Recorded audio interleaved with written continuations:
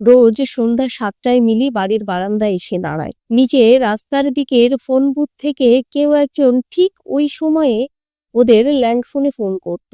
ফোনটা রিং হতো 3 বার। মিলি দৌড়ে গিয়ে ফোন ধরত।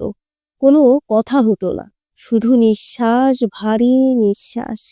প্রথমে মনে হয়েছিল কেউ বদমাইশি করে ফোন করছে, কিন্তু কাউকে দেখতে পায়নি।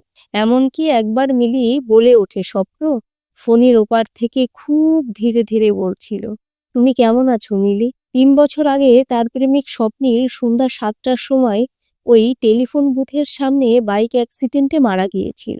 মিলির আঘাত লেগেছিল বটে, কিন্তু সেরকম জোরালো কিছু হয়নি। হাসপাতাল থেকে 2 দিন পরেই ছাড়া পেয়ে গিয়েছিল। তার পরের দিন থেকে প্রতিটি সন্ধ্যায় একই সময় 3 বার রিং, একই নিঃশ্বাস। এবছর মিলির জন্মদিনে ফোনটা রিং হলো 3 বার নয়, 5 বার। ধরতেই কণ্ঠটা বলে, আজ শেষবার ফোন করছি মিলি, এবার তুমি। মিলি হাসে, কাঁদে, চিৎকার করে, কিন্তু ওপাশে কেউ আর কিছু বলে না।